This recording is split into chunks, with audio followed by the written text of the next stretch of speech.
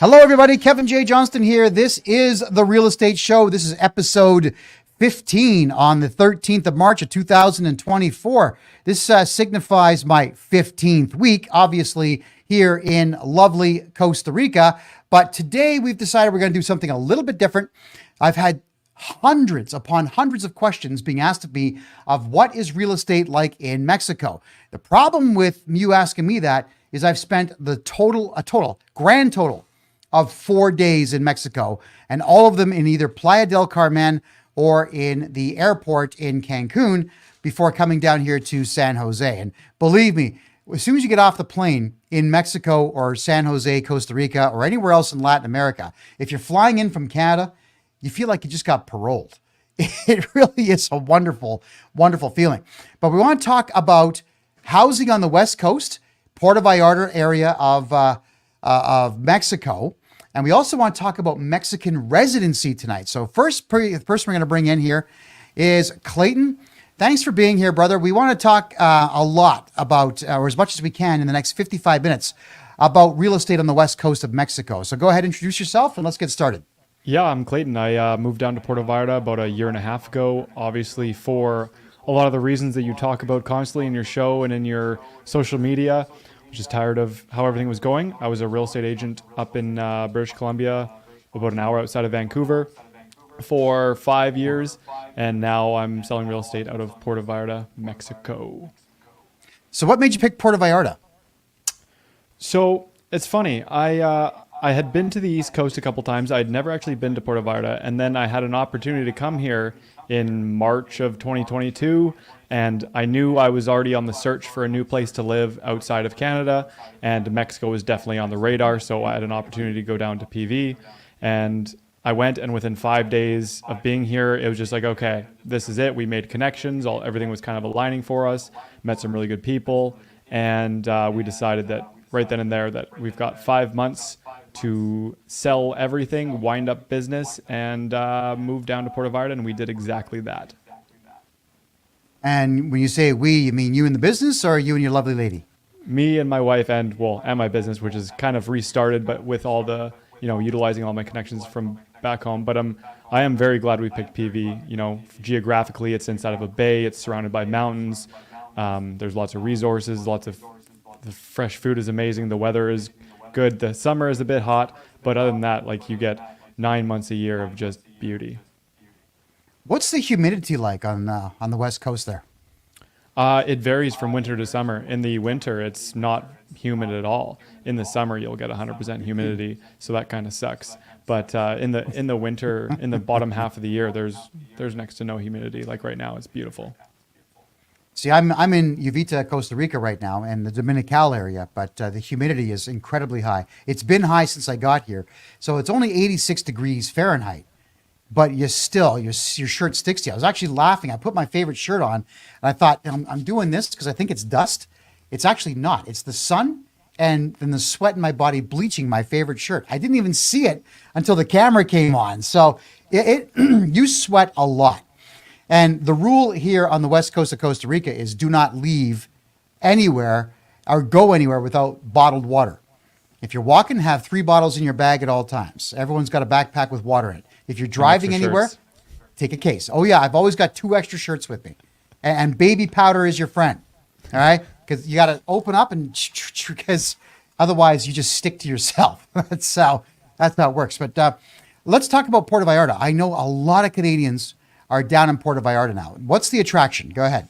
Yeah, I mean, it's a city that holds a little bit of everything for everybody. There is a lot of the old town Mexican charm of downtown Puerto Vallarta where you get no commercial anything other than I think there's a McDonald's and a Domino's in old downtown, and everything else is all local shops. But then you head up to the newer areas and the more developed areas, and you have basically everything. I've got a Costco 5 minutes away. I've got multiple Walmarts, Sam's Club, which is a U.S. company.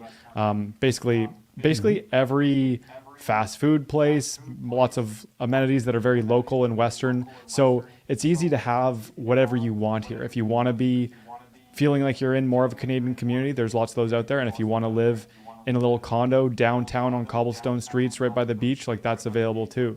There's so many options.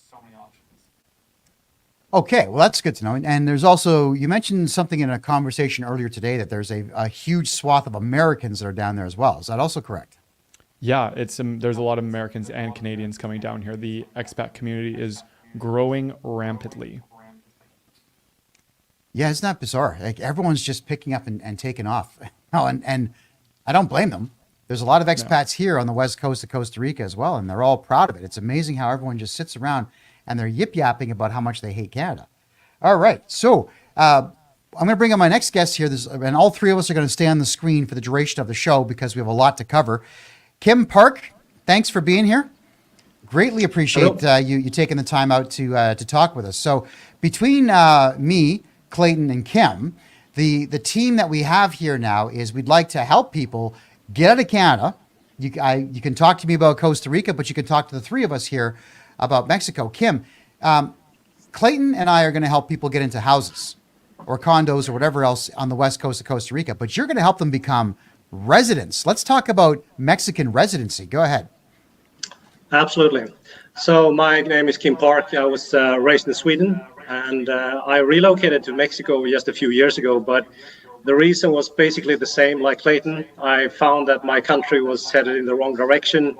And for some reason, I'm very allergic to the cold as well. So I can relate a lot to the Canadians. It's not a nice feeling when your fingertips are like ice cubes and your toes. I have some bad circulation in my toes, so every single winter I wanted to go traveling. So I've been basically a fanatic traveler all my life, an entrepreneur as well. So every single winter I would just take off. And I've been traveling in Latin America back and forth since 2003. So for me, Latin America is absolutely my favorite continents. It's basically you're into real estate, and that was one of my biggest reasons why I also choose Latin America, because in Asia you can't really own properties 100%. You need a local partner that owns 51% or more, and that was one of the reasons also why I wanted to come here and invest in properties in Latin America. So Wow, unreal. All right, so Clayton, let's talk about buying houses there. What do people buy? Are they buying houses? Are they buying condominiums? Are they buying a combination of the two? Talk to us. Yeah, I mean, there's I would say four main things that people are buying. Condos that are, close to the water, whether they want to use it all year round or just use it every once in a while and have it rented out to make money in the meantime. So high traffic areas and high return areas. Then there's a kind of more of a townhouse style. It's easy to lock up. You get a little bit more privacy, a little bit more space. It's equivalent to what people in Canada or the US would consider a townhouse. Now, I live in one that has it's like a one big gated community with about 6 miniature gated communities within it. And there's a total of between 400 and 500 houses. And all of mine are detached houses, but some of them they're attached. It all depends on the development, but it's super pleasant. It's super quiet, and provides a little bit of isolation from some of the hecticness that is out in the streets in Mexico. Not unsafe hectic, but just loud and lots of people everywhere. So it's kind of distracting. And then the other one would just be houses. A lot of places, especially in Nuevo and in some of these other bigger gated communities, that you can actually buy houses on bigger lots and do what you want with it, or up in the mountain with big views along the shoreline looking out over the ocean. And of course, then there's the big villas. So like we're talking starting from 1.5 million going all the way up, having, multiple residences on one property. Right. A lot of people are using them for resorts or not resorts, but retreats and bigger groups for rentals and weddings and stuff like that, and making a hell of a lot of money doing so. Yeah, that's what it's all about, is making money. You can't make money in Canada anymore, but you can make money here in Costa Rica and obviously in Mexico. I just had to do a quick thing here. Hello, everybody on TikTok for joining me for the first time. I appreciate you joining me here. We are talking about real estate on the west coast of Mexico and also Mexican residencies and tax residencies elsewhere in South America. If you'd like to participate in the chat room there, you can type in freedomreport.ca in your browser. We're going to continue to talk here now. I know you only look at me. You can't see the screen. TikTok kind of sucks that way. I do apologize. But thank you for showing up here. My name is Kevin J. Johnston, and my website address is in the bio at the top. By the way, we're only at a paltry 1.4 thousand views. Could we get this number to 5,000 likes right away? Could we get 5,000 likes? Just all of you. Just boom, boom, boom, boom, boom. Rapid fire with those fingers. It really does help the algorithm find me and find content like this. So I appreciate all of you being here for that. Now, Kim, so somebody buys a house in Puerto Vallarta and then they call you because they want to be a resident. Now, I'm familiar with doing it the really long-winded way where you've got to show them earnings for about 6-7 months and then fly to Vancouver and sit around for a whole day and wait, talk to someone, then fly to Mexico and wait again. But you know how to get past all that. Let's hear what you've got to say. Absolutely. I think a lot of people feel that this is a hassle because there is a lot of information to take in. Obviously, when you're going abroad for first time and you want to set up a residency in a second country, but there are ways to simplify, and that's basically what I do to help people to make sense of it all. Because there is a lot of different documentations you need to provide, different options to get residency, and it's all about. For me, it doesn't matter if you're getting into the permanent residency or whatever you're doing, but the main goal is always to get to the permanent status, in my mind, if you're going to get the residency. And also, I know there's a lot of people who arrive in Mexico and think that they can do border runs every 6 months. And this used to work pretty well before, but these days, the people working in immigration, they obviously don't want to hand out more time than they have to. So in many cases, when they do border runs these days, they only end up getting a couple of weeks extra when they return. So it's not always the 6 months or 3 months that you get. So it's a little bit difficult now. So I want to ask you about border runs. What that means is everybody who's watching here is when your 6 months is up, like my 6 months will expire at the end of May, for example, here in Costa Rica, I can simply go to Nicaragua and hang out for a couple of hours and then come back in. And they'll stamp my passport. I don't want to do that, but you have to do that to stay for 6 more months. And Mexico used to do that, you're saying, and now they're being very stringent on it. So to get another 6 months after you've stayed 6 months, how long would you have to be outside the country for that? No, you don't have to be outside the country for long. It's just that the authorities are aware of what people are doing these days. So all I'm saying is that if you are a person that want to spend any amount of time in Mexico, if you want to live or work or invest here, I think it's probably a good idea to get the residency established. So you basically can do all the things that the locals can do, like open a bank account, get the driver's license and so on, instead of just trying to, cut corners everywhere. And in many cases, it doesn't really work out very well. So I know a lot of cases where people didn't get their visa renewed enough, and then they can't stay. So, that's bad. Clayton, someone buys a house. You're saying that's the first step. Do you get a residency first or buy a house first? It depends on which avenue you're taking. A lot of people, if they're not buying right off the hop, get the residency sorted out and then they come down here. However, if you're making a significant investment, well, basically the cutoff line is $250,000 US equivalency in cash buying a property. If you have a $250,000 stakehold in a property down here, you qualify through a investment visa to get residency. So then once you have your residency, then you can open up your bank account and get an RFC, which is like your social insurance number, your tax number. And then that's when you can really start utilizing some of the tax benefits and other investments that Mexico has to offer, because it's not just real estate that's bringing higher returns. Literally every investment vehicle they have in Mexico is better payout than in Canada. Incredible. All right, so let's talk about this now. Let's say I'm in Toronto, which sucks, and I decide I want to buy a house. So I come down to Puerto Vallarta. Step one is I look around. You show me a bunch of places, and then we say I want this one. Mm-hmm. What do I do now?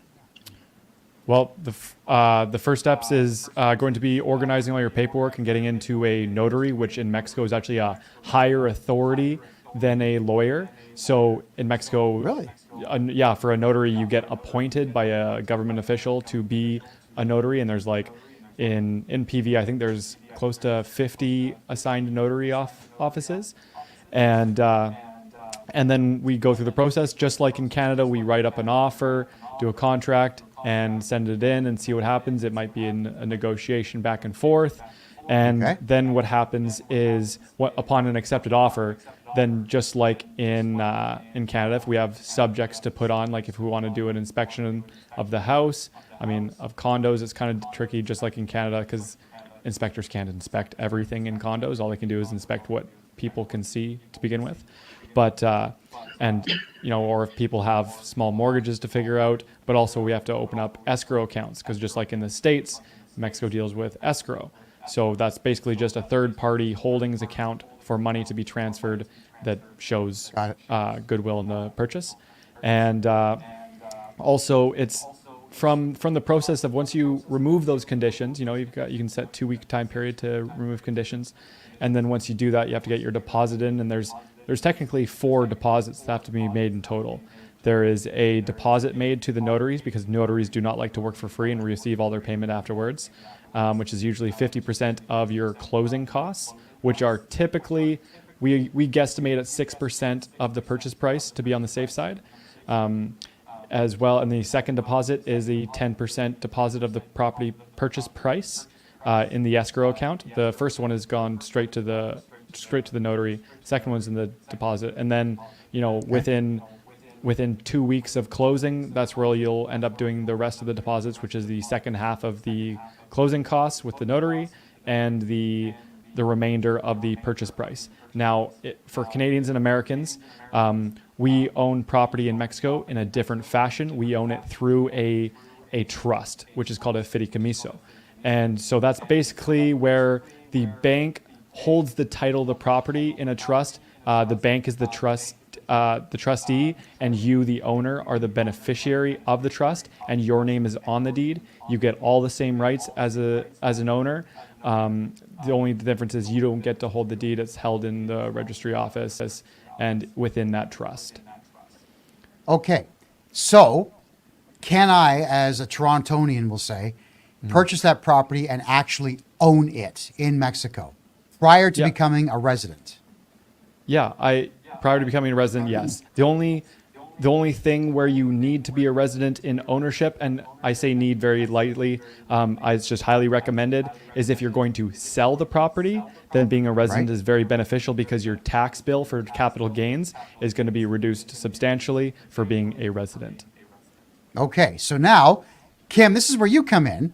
If I'm buying a house, Clayton gets me into a place, and we do all that paperwork he just talked about. You then can get me a residency within 2 weeks. Now, that is phenomenal. Talk about that. Yeah, so basically, most people who do the residency, they're on this 4-year journey, which it takes to reach the permanent residency through temporary residency. And that journey normally starts at the Mexican consulate in your home country. So there you have to, deliver a lot of documents, everything from birth certificates to criminal records to bank statements to health checks, and everything has to be legalized and apostilled and everything. So it's a long list of requirements. But once you finalize that process, you have to come down to Mexico and finalize that at the immigration office here. And then you have this 4-year I usually say that you're on the treadmill for 4 years to prove yourself to the government, because basically you only have the temporary residency during that time. But like I said before, basically the aim for everybody is to reach the permanent status. So if you come down to Playa del Carmen, where we're located, we can get you the appointment at the immigration office and get you fast-tracked so you can get the permanent residency. And the good part about permanent residency in Mexico is that you don't really have any minimum requirements to maintain the residency. If you look at all the other residencies in Latin America, for example, Panama or Costa Rica or even Colombia and stuff like that, you always have a minimum amount of days you have to spend per year in the country, or a certain amount of entries per year. And if you don't meet that requirement, you can lose the residency even though you have temporary or permanent residency status. And that's quite frustrating. So for Mexico, that doesn't hold true. So if you establish your residency, you have permanent status, it's 100% permanent. So if you leave the country for 20 years, or if you want to have multiple residencies and you don't want to keep track of how many days you're in Mexico, you can leave the country for several years, still come back to Mexico in 10 years, and you still have permanent residency status. So that's quite a nice residency to have in your back pocket. Wonderful. So I got to ask this question, both of you now. What is, Clayton, you said substantial savings in taxes, capital gains taxes when you sell your property. But I want to know what every single advantage is to having a Mexican residency in addition to, say, a Canadian or an American citizenship. Who wants that one first? you want me to go first? Sure thing. You're not afraid of us running out of time for that one? Well, give me the 4-minute version. It's a long list. It is a long list. So Yes. Give me the top 5. Top 5. There you go. Okay, so obviously, like I said, you get lots of tax benefits, and with that residency gives you the permission to get a bank account and a tax number. And once you have that, like I was mentioning before, there's other investment vehicles. So in a hypothetical situation, if you were to buy an investment property that you weren't living in, you just were making rental income on Airbnb, it's cash flowing. There are government secured investment funds through companies that I have contacts with that are between like 9 and 13% on 6-month terms, where you can roll your cash flow into, and you're making huge returns. So that's just one of them. And like Kim said, there's no minimum requirements to maintain your status as a resident. So it's in your back pocket. That is your golden ticket. If shit hits the fan, you have somewhere to go. And if you already have a place down there, great, you have a place to live, or you can just let that keep making money and find places to rent and figure out where it is that you actually want to live, if it's not in that exact neighborhood or exact city. Those are the two major ones, but as we move forward, the Mexican passport is growing in, although you don't get a passport with residency. It's about I don't know about with Kim's process, trying to streamline the permanent residency process, but to naturalize as a citizen is about a 5 to 8 year process, and then you can get a passport. But the power of the passport is gaining as Mexico grows economically. That's a lot of how they conduct who gets access to what countries. It's by relationships, and a lot of those relationships are based on economic trade and all these sorts of things. So the Mexico passport is gaining power around the world, and the U.S. passport is losing power around the world as they just stomp around and piss everyone off. Yeah. It's a true story. Absolutely. The American passport's not respected ever since the Biden administration took over. That's a fact. So Kim, your thoughts on being a permanent resident? Maybe we could talk about, is it better for taxes? Is it better for ownership? Can you hide assets? Let's hear what you got to say. Yeah, absolutely. I agree with Clayton, and I forgot a little small detail here. So basically, when you do the residency with me, you will also reduce the waiting time that it takes to get the citizenship. So like Clayton said, it's normally a 5 to 9 year journey to get to the citizenship. But if you do the permanent residency with us, you get that time reduced to 24 months, which is an extremely quick way to get a passport that is very underrated. I think you have visa-free travel to 146 countries worldwide right now. Wow. And that number is growing. So like Clayton said, the Mexican passport is very underrated, and it's a passport that's just getting stronger and stronger by the day. And also, if you look at Mexico, there's a lot of businesses and manufacturing moving over from China these days because of the proximity to the U.S. border. And you see these huge industrial parks, Tesla, and a lot of the companies, manufacturers are moving into these huge parks and opening up huge mega factories around Monterrey and other places in the north of Mexico. So you have a huge development, and also down in the area where we are located, you have this train Maya, which is almost finished, which is going to bring a lot of new travelers and even domestic tourism into the area. And then you have the airport that's just finished in around Tulum, which is also an international airport, which is quite an interesting feature. So you have a lot of interesting projects going on in Mexico these days, and so the next decade is looking very bright. Well, you are correct about companies are leaving China because the shipping fees are now ridiculous. And there's been this massive issue with container ships. This has been something I've been paying attention to big time. Container ships are hitting waves, and the containers on the ships are falling into the ocean. People's stuff is not arriving when the ship gets to the other side of the ocean. Now, that's outside of their control somewhat. Although I do know that there's a lot of Chinese shipping companies that are overstacking those ships in the hopes that nothing goes wrong. Now, if it's going to be in Mexico, they use highways and trains. I get that. Absolutely. And I did pay attention to the fact that they're going to be trying again to compete in Mexico with the Panama Canal by having that cross coast-to-coast rail line, because the Panama Canal is in deep trouble right now with the water levels being more than 30 feet shallower than they were last year. They can only put between 18 and 20 ships through a day, not 100. Scary thought. So Mexico could actually take that traffic. How do we capitalize on that, gentlemen? Well, okay, if you go first. You go first this time, Kim. No, I mean, first of all, like we said before, it's a great residency to have in your back pocket, because you don't really have to move down here instantly if you don't want to. But like we all know, when the shit hits the fan, it's always too late to establish second and third residencies and backup plans. So obviously you want to get your insurances and residencies in place right now before it gets too hard, and everybody's headed for the exit, so to speak. But I think if you are investing in properties and you're putting money into Mexico, I mean, your dollars goes a long way down here. And like you said before, in Canada, it's just ridiculous now. If you're going to buy a house, if you find a house for $1 million, you're extremely lucky. So it's like, I hear these stories all the time, Canadians renting and buying for ridiculous sums of money, right?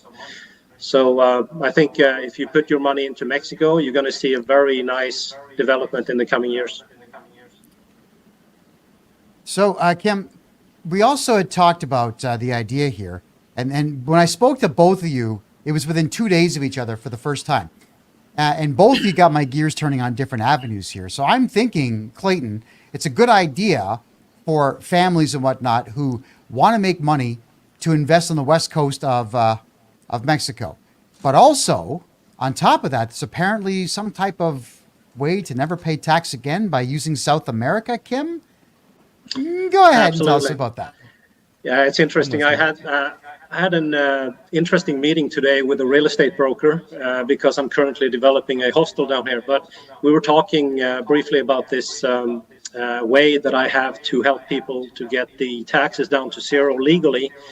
And what most people don't understand is that it's quite common that rich people and big companies have different ways of reducing their taxes legally, of course. They do this with international structures in different countries and residencies and companies in different jurisdictions.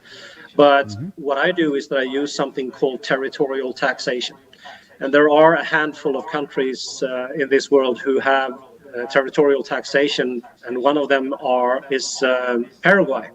So, for example, if you look at Panama, Costa Rica, Ecuador, and Paraguay, these are a few countries that have territorial taxation. What that means is basically that they only tax income that is generated inside their borders.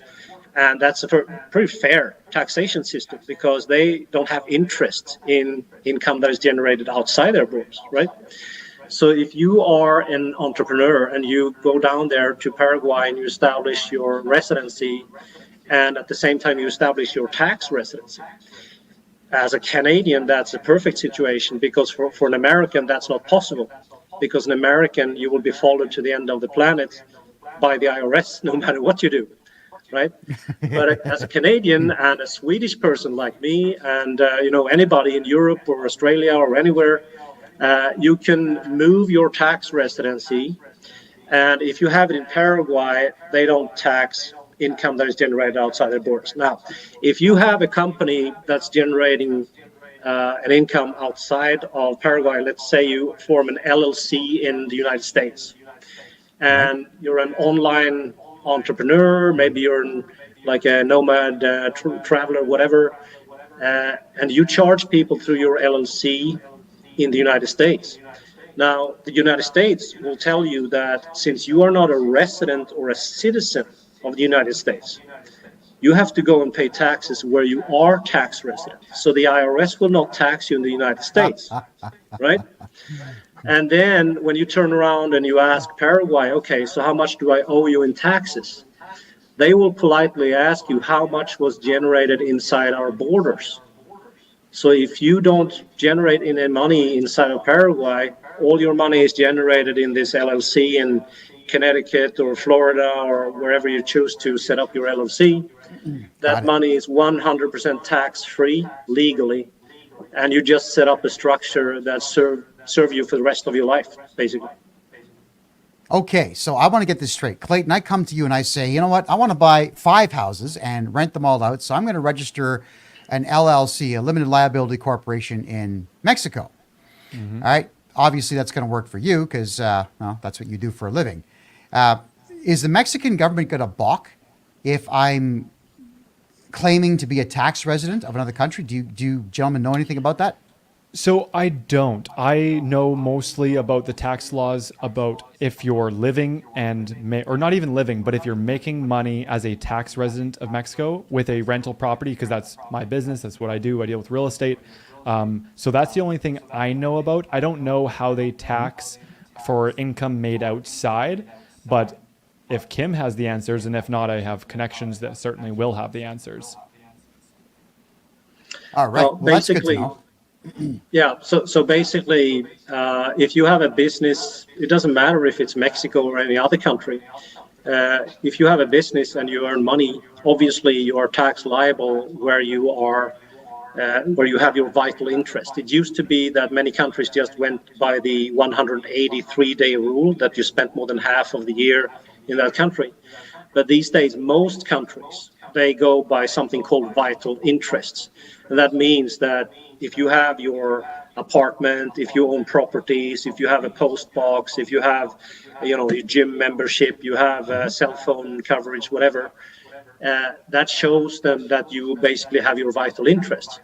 However, if you live in Mexico and you're not generating any income personally, then there's no income to tax.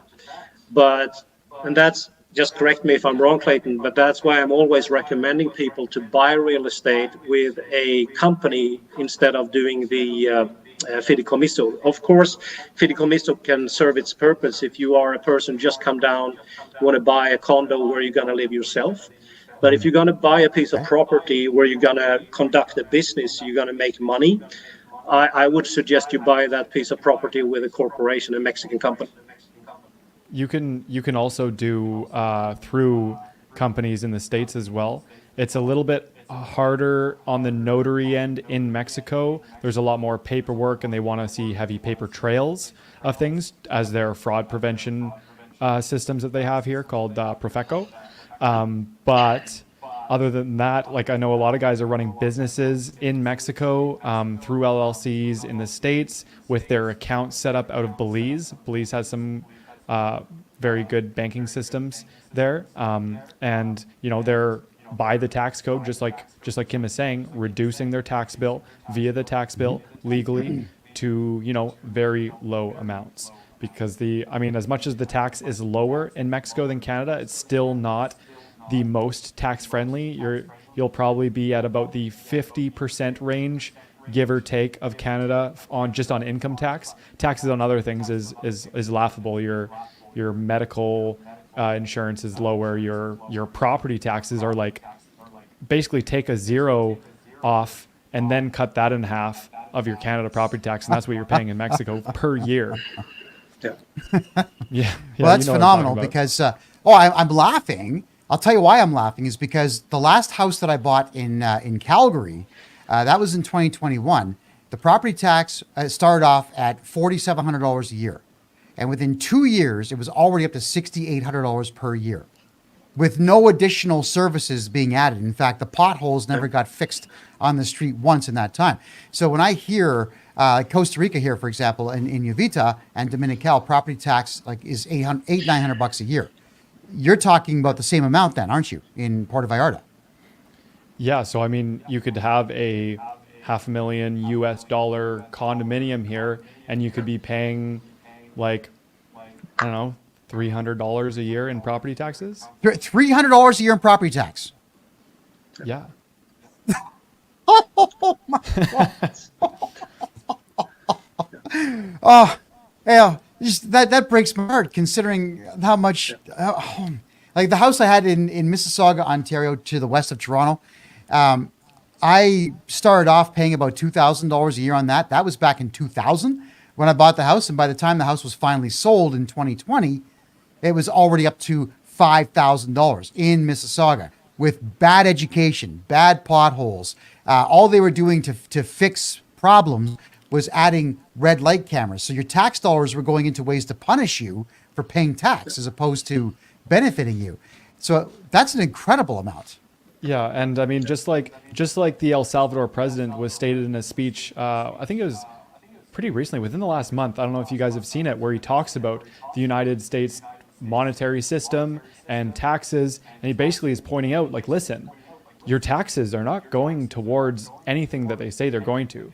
They are funding external things, and that's why you're not having your potholes fixed. That's why your education system lacks. That's why your community services are failing. All those systems are failing, right? So, and the money that's actually going towards that stuff is, you know, just through inflation and printing money and the Federal Reserve buying treasury bonds and using printed money to buy the treasury bonds, boosting the value of the US dollar. Like it's such a scheme and a joke that is bound to fail at some point or another. It's just a matter of if, or just a matter of when, not if. And, you know, Mexico I don't think there is a perfect country out there. There's a lot of countries moving in the right direction, and or even so just staying clear of the US dollar. And I love the position that Mexico's in right now, and I'm sure Kim can attest to this as well. Economically, they're kind of playing, they're much so doing the same as Panama. They're on their own game. They play with whoever they want to play with. You know, they opted out of BRICS temporarily to focus on relationships with US and Canada for trade, which makes sense because right now it's like 78% of their trading is with US and Canada. So that makes sense. But Mexico is also in like, what is it, a $5 billion or $500 million surplus every quarter or something like that for it's five. I can't remember the exact numbers, but it's like their GDP times 5 is what their annual surplus is for the year for trade. So what other North American country is running a surplus None. as opposed to a deficit? We haven't heard the word surplus ever. The only time I heard surplus, I heard surplus when Stephen Harper left office as Prime Minister of Canada before Monkey Boy got in there. He had a surplus of $10 billion. It took him two and a half, 3 terms, whatever it was, to get the surplus there, to which Monkey Boy spent in less than 6 weeks. I don't know what he's doing. So Canada's now in the hole $2 trillion with a population of 40 million. About 25% of that are not working right now, so the economy can never recover. Whereas Mexico, it seems like everybody's working. And I just wanted to show the public this because I've never been to Puerto Vallarta. So I thought I would pull up Google Maps and just do a quick run down the street here. Kind of looks like Florida, doesn't it? It looks like St. Petersburg, Tarpon Springs area to me. This looks pretty modern. Yeah, I know where that is. So I'm not seeing anything here that is jungle-esque and so on. So if people were to come to this place, look at this. They got, it looks like Circle K or the Mexican version of it. OXXO. OXXO, is that what that is? It's Circle K Mexican style. All right, so Santander. I guess they have better. That's literally the bank branch that I go to. Why are you creeping on me here like this? I randomly picked this. That's all I did. But he's outside your window right now. Put your clothes on. But yeah, it looks very modern to me. So I don't see where anybody would be uncomfortable from North America. One thing I can say, guys, is that here on the west coast of Costa Rica, it's ocean, houses, some businesses, highway, mountains, dirt roads up the mountain. And that's the way the entire coast is. So people from North America who like their McDonald's and their creature comforts, and they seem to have a difficult time adjusting to it. But the Mexican cities I've been to are all grid pattern, bustling. And if you leave the tourist zone, it seems everything's really affordable. I remember buying a brick of chicken like this, cooked right before my very eyes, with a bag of rice cooked and a bag of beans, and threw everything into a pot. It took me 3 meals to finish all that. It was $5 US. You know, that's pretty remarkable. I think that's one of the things that a lot of people are missing out on. You know, a lot of people are under the impression that they live in the Western country and everything is, you know, top notch. But like we said before, these Western countries are deteriorating quite quickly. I mean, Canada is a prime example of that. So back to what you said about surplus, I think Justin Trudeau has a huge surplus, probably 10 billion just for himself, but the country of Canada doesn't. So when you see these, you know, the development, inflation and everything gets more expensive and everything is headed in the wrong direction, I think a lot of people who are complaining would find that their money would go a lot further down in any Latin country. So, and also, if you go to Puerto Vallarta or Playa del Carmen, where I'm located, these are probably the most expensive areas, even though they're a lot cheaper than Canada or the United States. You still find places, plenty of places all over Mexico where it's like dirt cheap. It's like a whole new level. So people, when they move down here, they're just surprised how much more they get for the money. I got to read this to you. This is from the TikTok chat room here. So Socrates says, in New Jersey, the typical property taxes might be as high as $13,000 a year. Wow. Oh my God. And Socrates, I lived in Trenton, New Jersey back in 1997. I lasted about 2 months, and I called my boss and said, get me out of here. I'm going to Chicago. I've had enough of this. I couldn't handle it. So I can't imagine. Like I thought it was low quality living. That kind of money is unreal. Josh says he's in small town, Manitoba. And for anyone who does not know where that is, it's north of Michigan. Place? It's north of Wisconsin. Small it has town no is industry. Oh man, I thought you meant is the city actually called small town, or is it just a small town?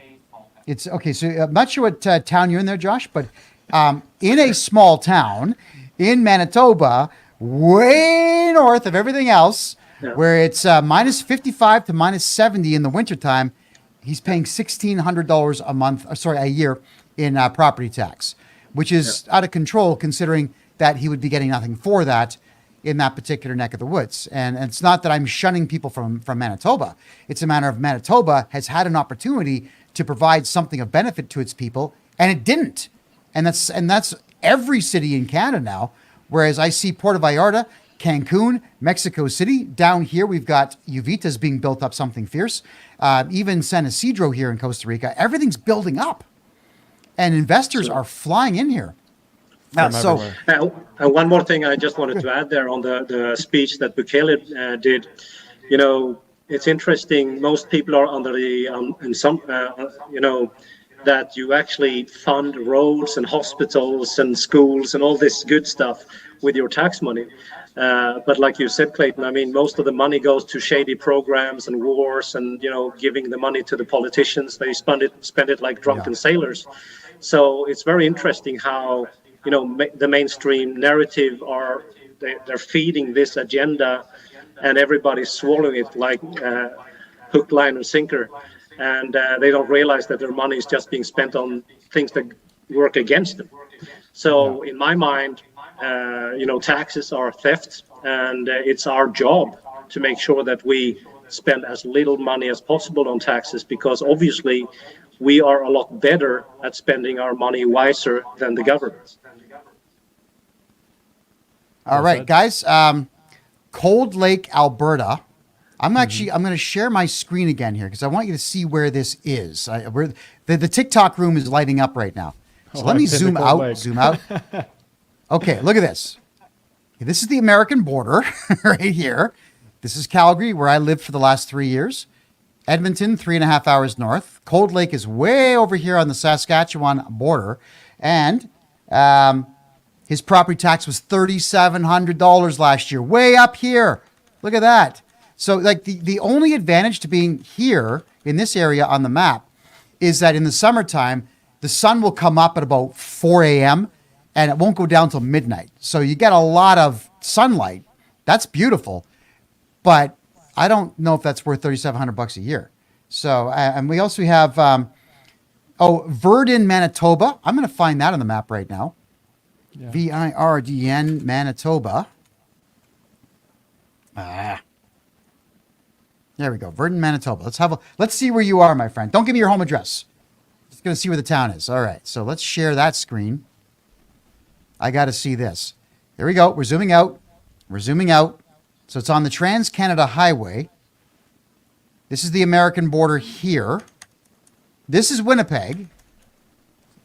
That's the capital city of Manitoba. Regina is the capital city of Saskatchewan. It's right in the middle between the two of them, and there are people paying $6,000 a year in property tax. It's not even near an interstate highway. You know, this is Interstate 29 over here.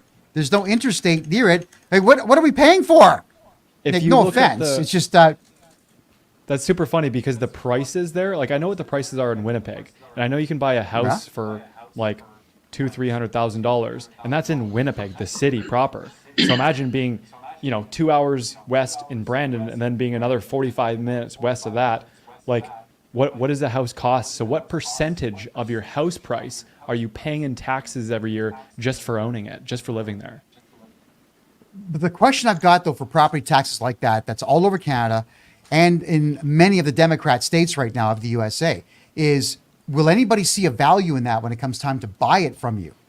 And that is something that actually frightened me when all my properties went up on the market. Does anybody want to pay $5,000, $6,000, $7,000 a year in property tax? And I know that would be a factor for me. I would say no, I wouldn't buy the property at that level of taxes. Yeah, because you can do a lot. Are the margins high enough with a rental property in say Vancouver? Vancouver is one of the world's most expensive cities to live in, and even more so to own, because just like California, just like New York, it's a liberal city. Actually, I think it's a NDP province in the city. I'm not too sure, but anyways, it's expensive, high taxes, high cost of absolutely everything. So not only are you paying, over $1 million for a condo, but then your taxes are also going to be like $8,000 a year on top of the purchase price, and then your mortgage, and then where's the profit margin supposed to be for homeowners? Don't forget the condo fees. The condo fees are probably $800 a month, and then you've got your $9,000 a year in property tax. There's nothing left for you to eat with. Nothing. No. You're being milked. Okay, so yeah, completely. So getting back to it now, Puerto Vallarta, you're saying some of the property taxes there are $300 a year. It sounds to me like between the three of us here, we're going to help a lot of people fix their problem of not being able to afford Canada or the United States. Buying a house in Puerto Vallarta, having Kim get the residency to you, and then setting you up for a tax-free life in Paraguay. But here's the question I've got, gentlemen, is can you be a tax resident of Paraguay and pay no tax, but still be a permanent resident of Mexico and have the Mexican government respect that? Is that something that can be done? Absolutely. I mean, the reason why I prefer both Paraguay and Mexico is because both residencies are no-show residencies. So even though you set up your residency in Paraguay, you don't have to spend any time there. So it's such an easy fix to just go down to Paraguay. It's a one-day visit on the ground, and I have my guy on the ground there who will pick you up at the hotel, take you to the government offices, and do the residency and everything. And once that's done, you have your residency for the rest of your life. And it's basically something that anybody can do. But the reason why most people don't do it is because they are, number one, under the impression that it's impossible to escape taxes. And number two, they're not willing to do the work. But it's actually less work than most people think. All right. So I'm just going to share the map again here. So I want people to know where all of this is. Here we've got North America and South America. Puerto Vallarta is right around here. There we go. That's Puerto Vallarta. So I'll just keep tapping this button here so people can see it. We scan out. I'm here on the West Coast in Uvita. That's me there in Costa Rica. And then we'd have to fly our way down to Paraguay, which means we're going over top of Colombia, Ecuador, Peru, Bolivia, and parts of Brazil into Paraguay. Right over the Amazon. Which is, there we go. But you know what? I want to do it.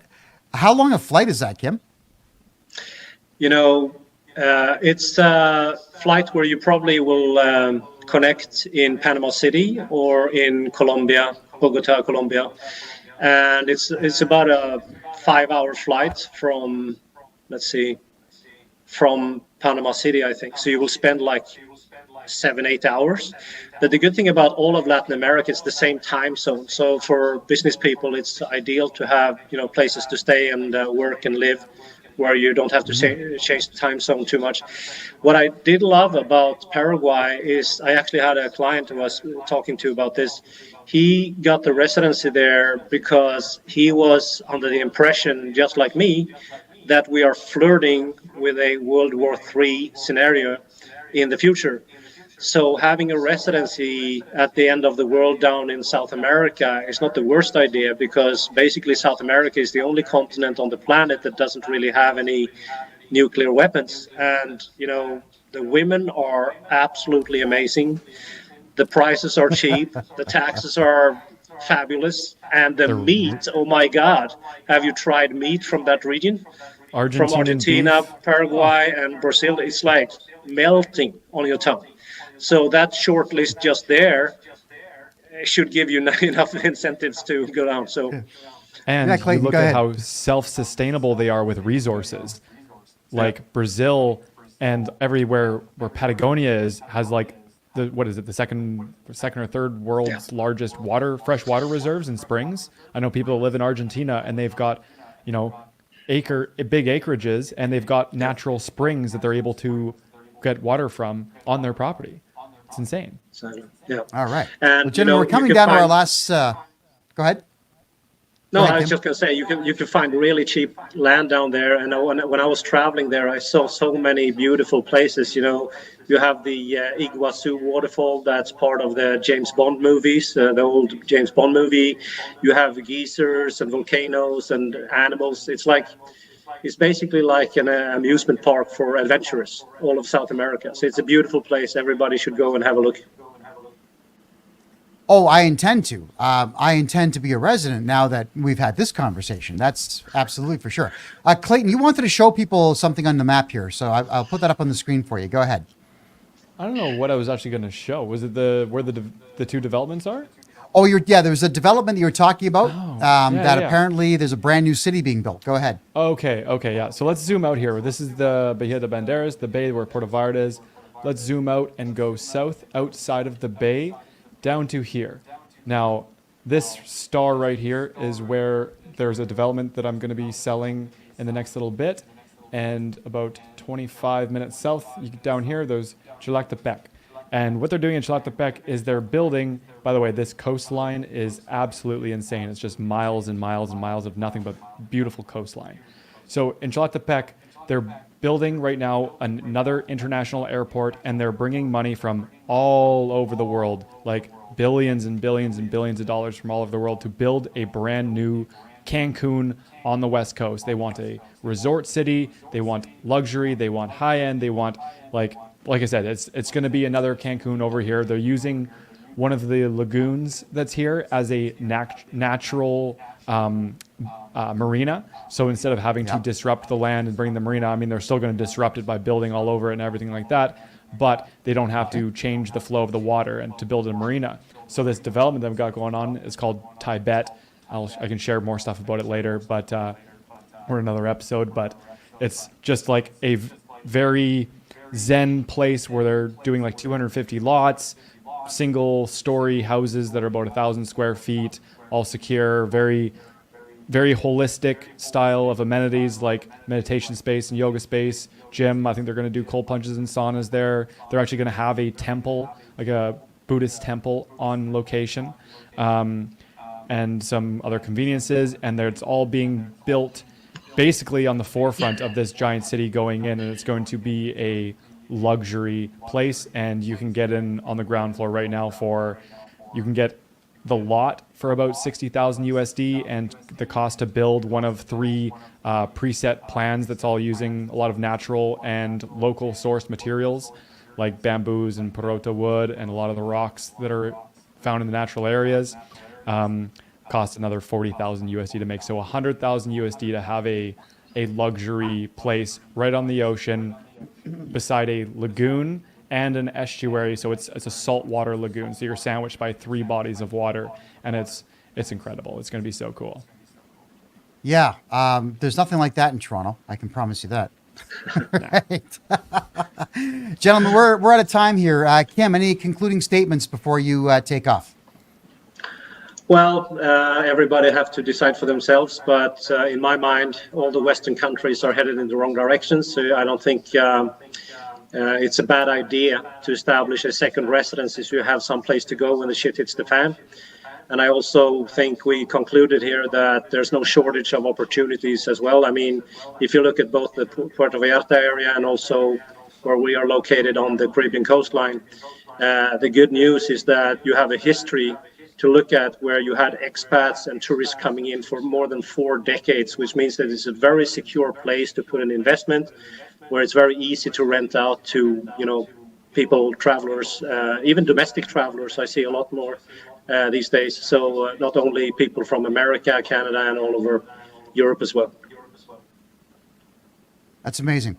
Well, Kim, I want to say thank you very much. That's incredible. You're talking about tax residency in Paraguay. You're talking about getting residencies in Mexico in 2 weeks. So anybody who wants to speak with Kim, go to my website there at the bottom right corner, kevinjjohnston.me. There's a nice big contact button in the top right corner. Click it, fill it out. Just put down residency in the subject line, and you, me, and Kim are going to chat about your Mexican residency and possibly your Paraguayan tax-free residency as well. Kim, thanks for being here. Appreciate that. Thanks for having me. All right, so Clayton, any concluding statements you'd like to make before we take off? I mean, Mexico, you know what? Let's be honest. Mexico is not for everybody. But however, it is a very good, very safe. It's very familiar in a sense that it's a lot of American or Western amenities while being close, but not a part of, well, I guess it is technically part of North America. I call it Latin America. But it's familiar in its closeness. It's a direct flight, and that's why there's a lot of money flowing there. Again, like Kim said, it's not all international money. There is a lot of money in Mexico. There is a lot of people in Mexico. And Puerto Vallarta is becoming an increasingly big tourist destination and living destination for people, not only in Mexico, but literally all over the world. I've met more people living in Puerto Vallarta from other countries than I have like my entire life. And there's only more building and craziness going on, building up Mexico. If you have any questions, you can follow me. I put my handle in my name there, That Mexico Realtor, on Instagram, YouTube, TikTok. Wonderful. And Clayton, as with everything, if anybody has any questions about Mexican realty, hit me in the bottom right corner there, kevinjjohnston.me. Put Mexico in the subject line, and all 3 of us are going to chit-chat with you and get you into the property that you want and deserve. Clayton, thanks for being here. Could you just both of you stick around after the show? I got to talk to you. So thank you very, very much. Appreciate that. All right, everyone. That's it for now. Yes, I do live in Costa Rica currently, but I'm not going to just stay here. I'm going to travel everywhere because all of you need to know where the best places are to go to purchase, to live, the best places that are affordable, the ones that you can make a lot of money in, the ones that you can make nothing in. Very important that you know all of these things. And the only way for me to find that out is to travel all over the place and talk to amazing gentlemen like this, which I will be doing, of course, on a daily basis. So thank you very much for being here. Don't forget the Kevin J. Johnston Show is my political show. That's every Tuesday and Thursday at 9 p.m. Eastern Time. And that's the show where we give away cash. So if you want to win some money, watch the show on Thursday night tomorrow. on freedomreport.ca. Thank you for being here, and this show will be back for episode 16 next week, Wednesday, 9 p.m. Take care.